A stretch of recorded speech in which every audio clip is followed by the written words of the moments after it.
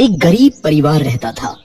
उस परिवार में रामू और उसकी बीवी सीता उसके बेटे चिंटू के साथ रहते थे।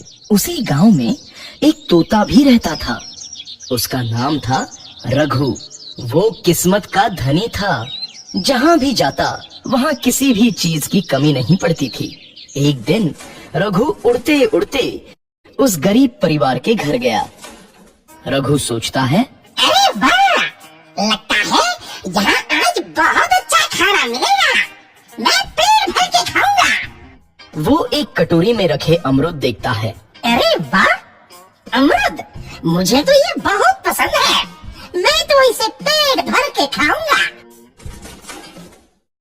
रघु तोता अमरूद खाने ही लगता है।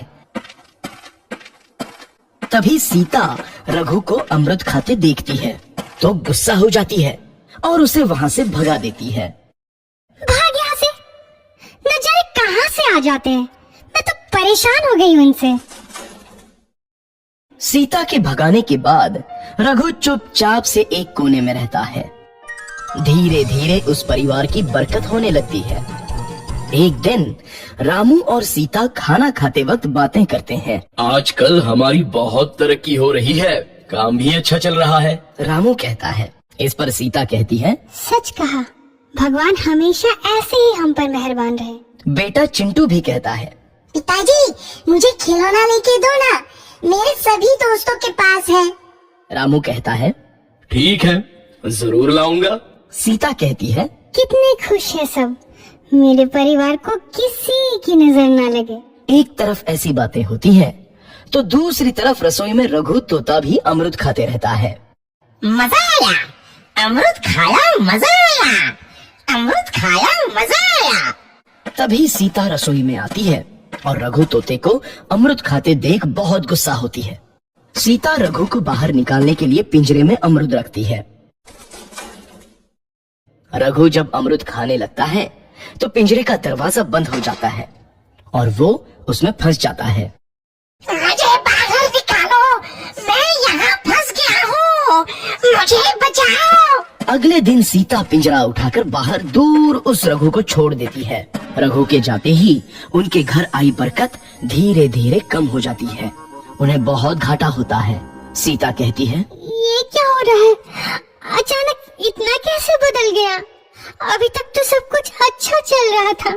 रामू कहता है, लगता है भगवान हम पर रूठ गए हैं। चिंटू भी कहता है, लगता है मुझे खिलौने भी नहीं मिलेंगे। और वो रोने लगता है और बाहर चला जाता है। कुछ दिन बाद रघु तोता फिर से उस घर में आता है। वापस आया, मैं वापस आया, अब मैं जमकर अमरूद खाऊंगा। रघु सीधा रसोई घर में चला जाता है और अमरूद खाने लगता है।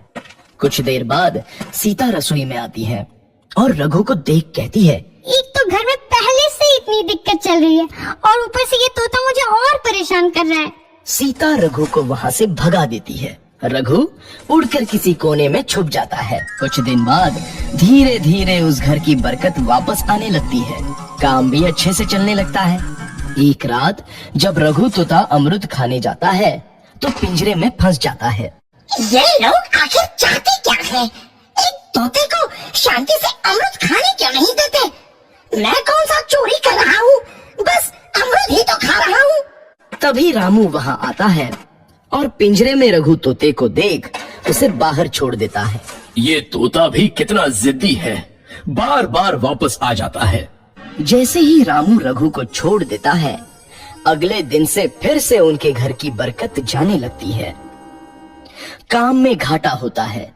किसी को समझ नहीं आ रहा था कि ऐसा क्यों हो रहा है। रघु तोता घर आता है तो अचानक बरकत आती है और जब रघु तोता को बाहर निकालते हैं तो बरकत चली जाती है। एक दिन सीता रघु तोते के घर आने और बाहर जाने की स्थिति पर नजर रखती है।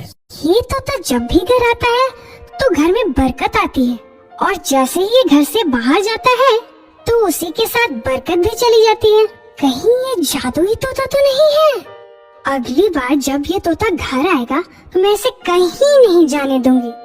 सीता रघु का बहुत इंतजार करती है, लेकिन रघु तोता दोबारा उस घर में कभी नहीं आता।